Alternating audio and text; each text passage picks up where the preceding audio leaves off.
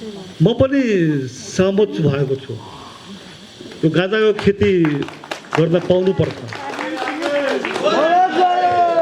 गाँजा खेती गर्नको लागि जुन कानुनी निषेधहरू छ हाम्रो देशमा त्यो चाहिँ हट्नु पर्दछ।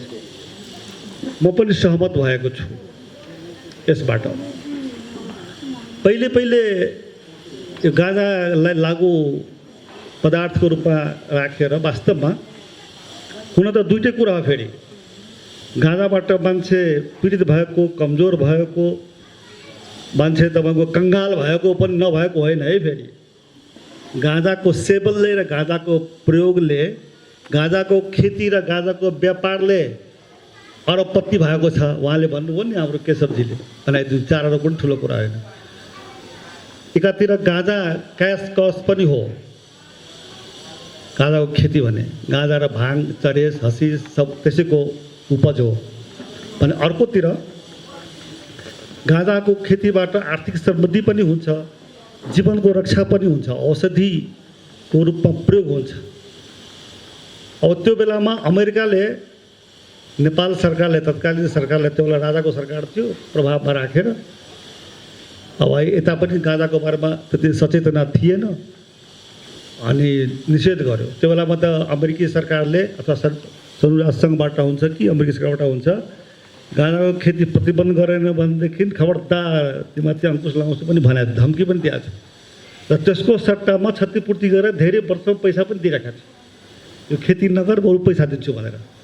पैसा त केही दिनको लागि हुन्छ। आजको जमानामा अर्को रूपमा पत्रकारिताको रूपमा यसले परिभाषित गर्ने हो भने एक किसिमको लागि दीर्घकालीन घुस दिएको थियो क्या नेपाललाई, कमिसन दिएको हो नि त साँच्चै भन्यो भनेदेखि, त्यो दिएर कानुनै बनाइदियो। तर आज अब संसारभरि नै गाँजाको महत्त्व खास गरेर जीवन रक्षाको लागि मेडिकल भ्यालु औषधिको रूपमा तपाईँको प्रमाणित भएको छ, अनुसन्धानबाट वैज्ञानिक रूपमा प्रमाणित भएको छ। त्यस कारणले यो अनुसन्धानलाई हाम्रै देशमा पहिले हुन्थ्यो। मलाई आफै थाहा छ, मेरै गाउँमा, मेरो गाउँ धनुषा जिल्लाको नगराइन हो, गाउँमा मेरो हजुरबुवाको पाला, मेरो ठुलो बुवाको पालासम्म मेरो पिताजी राजनीति गर्नुहुन्थ्यो, ठुलो बुवा खेती हेर्नुहुन्थ्यो। मलाई आफै थाहा छ, मैले पनि तपाईँको कहिलेकाहीँ खेतीको महिनामा त्यो गाँजाको च्याङ हुन्थ्यो, रातभरि रखवारी गर्न सुत्थेँ म गोदाममा, उहाँ हाम्रो गाउँ घरेको सामने नगराइनमा।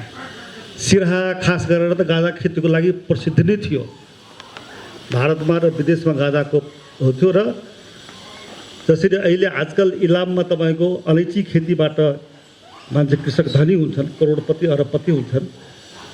अब त्यो बेलामा मलाई पश्चिम पहाडको ज्ञान थिएन, तर मधेसको कमसेकम 10-12 जिल्लामा गाँजाको खेती यति पर्याप्त मात्रामा हुन्थ्यो त जुन किसानले गाँजाको खेती गर्थे त्यो धनी मानिन्थ्यो।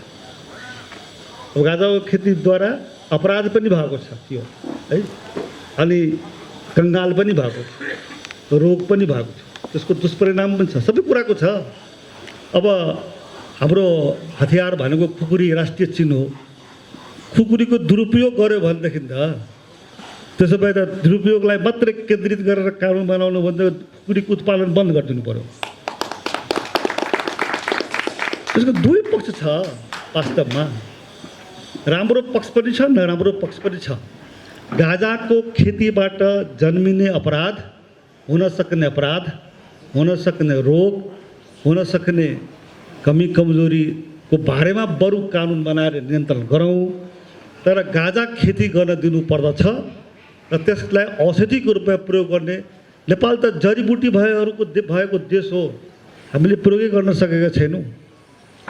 कस्मेटिक्सहरू, सेन्टहरू, तेलहरू जुन नेपालको जडीबुटीले बन्छ त्यो संसारको कहीँ पनि जङ्गलमा पाइँदैन। यस्तो कुराहरू छन्। गोदावरीमा तपाईँको एउटै ठाउँमा संसारको जति पनि क्लाइमेट हुन्छ नि, मौसम हुन्छ नि, तपाईँको गोदावरी किन प्रसिद्ध छ संसारमा भने त्यो भूभागमा एकै ठाउँमा संसारमा जति किसिमको मौसम हुन्छ नि, ठन्डा गरम शीतोष्ण के भन्छ नि, सबै त्यही पाइन्छ अरे। त्यसैले त्यहाँको वनस्पति, त्यहाँको चराचुरुङ्गी, त्यहाँको पुतलीहरू जुन विविध किसिमको पाइन्छ संसारमा कहीँ पाइँदैन। हामीले प्रयोगै गर्न सकेका छैनौँ, हामीले त्यसलाई कमर्सियलाइज गर्न सकेका छैनौँ, हामीले आर्थिक नीतिमा त्यसलाई समावेश गरेर राम्ररी त्यसको उपयोग गर्न सकेका छैनौँ। त्यो कारणले हाम्रो गरिबी छ। त्यस कारणले म यति भन्दै गाँजा खेतीको बारेमा अब अर्को कुरा भन्न चाहन्छु, एउटा कहिलेकाहीँ रमाइलो कुरा। अहिले ऋषिकेश भाइले भन्नुभयो, हाम्रो केशव थापितले भन्नुभयो, राम्रै गर्नुभयो उहाँहरूले। गाँजाको बारेमा गाँजा खेती गर्न पाउनुपर्छ भनेर हामी काङ्ग्रेसीले पहिले भन्थ्यो कि भाइ यी हेर न यी काङ्ग्रेसीहरू बदमास रहेछ, नेपाली जनतालाई गजेरी बनाएर छोडेर भन्नुहुन्थ्यो। अहिले राम्रो भएछ कि कम्युनिस्टहरूले सुरु गरेको छ। कम्युनिस्टहरूले सुरु गरिदिएन भने तपाईँको हामी हेर्नुहोस् कति शालीन काङ्ग्रेसीहरू छौँ। प्रतिपक्ष कहाँ छ भन्छ, कहाँ हरायो भन्छ, के झगडा गरौँ? हामी राम्रै कुरा गर्न खोजेका छौँ। हामीले यो गाँजा खेती गर्नुपर्छ भनेर हाम्रो 26 जना 27 जना नेपाली काङ्ग्रेसका सांसदले यदि संसदमा उठाएको भए उहाँहरूले अहिले न्यू रोडको रेलिङ भाँचिदिनु भएको थियो, संसदको कुर्सी भाँचिदिनुहुन्थ्यो होला। तर यो चाहिँ राम्रो भएको छ, जसले विरोध गर्न सक्थ्यो त्यहीबाट सुरु भएको छ। अब बिस्तारै नेपाली काङ्ग्रेस पनि जन्म त तयार गर्नुपर्छ, एकैचोटि हुँदैन।